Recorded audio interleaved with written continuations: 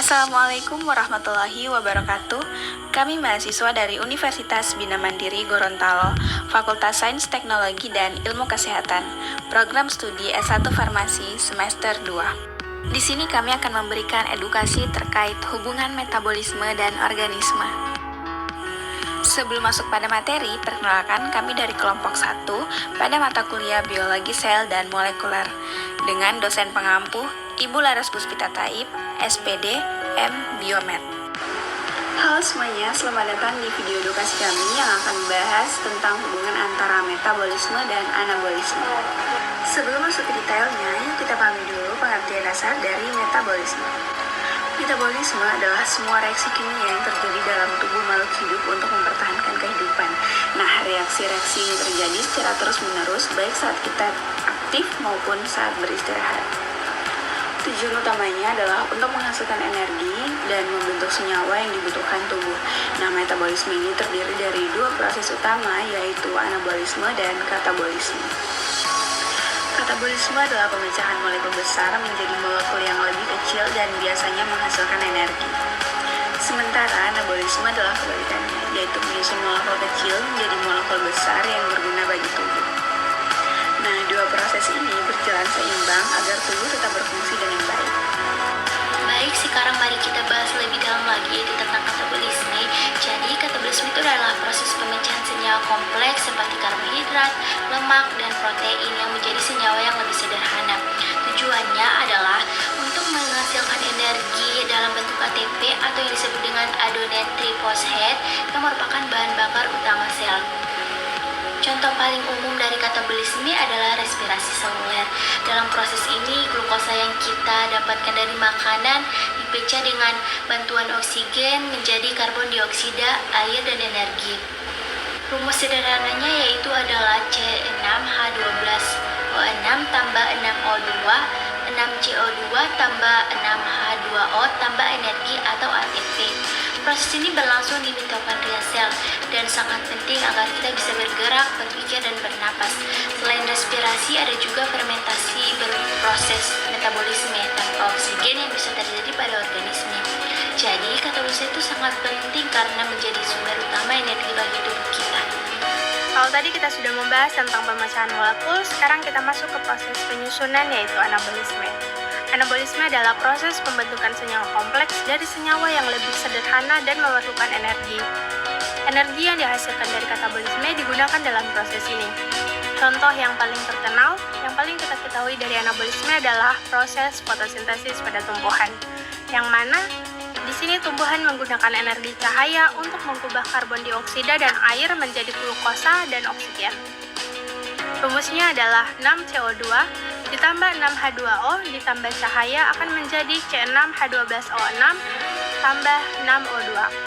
Contoh lain anabolisme pada manusia adalah sintesis protein, yang mana tubuh akan menyusun asam amino menjadi rantai protein yang digunakan untuk membentuk otot, enzim, hormon, dan lain-lain. Jadi, anabolisme sangat penting untuk pertumbuhan, perbaikan jaringan, dan pembentukan struktur tubuh. Sekarang kita masuk ke pembahasan tentang pentingnya metabolisme bagi kehidupan organisme.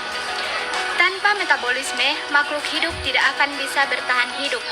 Setiap fungsi tubuh dari yang paling kecil seperti kontraksi otot hingga yang kompleks seperti berpikir dan bereproduksi, semuanya melibatkan reaksi metabolik. Energi dari katabolisme digunakan untuk bergerak, bernapas, menyerap zat makanan, mengatur suhu tubuh, memperbaiki sel yang rusak. Sedangkan anabolisme digunakan untuk membentuk sel baru, membesar ukuran tubuh saat tumbuh, membentuk enzim dan hormon. Proses metabolisme ini juga membantu tubuh beradaptasi terhadap lingkungan. Misalnya saat kita kedinginan, tubuh akan mempercepat metabolisme untuk menghasilkan napas. Proses metabolisme ini juga membantu tubuh beradaptasi terhadap lingkungan. Misalnya saat kita kedinginan, tubuh akan mempercepat metabolisme untuk menghasilkan panas. Singkatnya, metabolisme adalah inti dari kehidupan itu sendiri. Baik, mari kita bahas lebih dalam lagi mengenai perbedaan metabolisme dan organisme. Menariknya, metabolisme tidak selalu sama di semua organisme. Setiap makhluk hidup punya cara unik untuk menjalankan proses metabolisme tergantung pada jenis, habitat, dan kebutuhannya. Salah satu contohnya yaitu manusia dan mamalia memiliki metabolisme tinggi untuk menjaga suhu tubuh tetap hangat. Mereka disebut endoterm. Hewan berdarah dingin seperti reptil dan ikan disebut ektoterm. Metabolismenya dipengaruhi suhu lingkungan. Tumbuhan melakukan metabolisme melalui proses fotosintesis di siang hari dan respirasi di malam hari. Mikroorganisme seperti bakteri mempunyai variasi metabolisme yang luar biasa. Beberapa bisa hidup di lingkungan ekstrim dan menggunakan zat kimia seperti sulfur sebagai sumber energi. Selain itu, metabolisme juga bisa dipengaruhi oleh usia, hormon, dan aktivitas fisik. Jadi, meskipun semua makhluk hidup bermetabolisme, caranya bisa sangat berbeda-beda.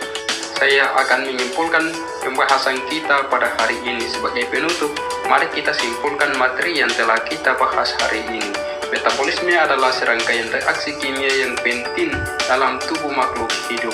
Terbagi menjadi dua, yaitu katabolisme yang menghasilkan energi dan anabolisme yang membentuk struktur tubuh. Proses ini berlangsung sepanjang waktu dan mendukung semua aktivitas kehidupan, mulai dari bernapas hingga tumbuh dewasa.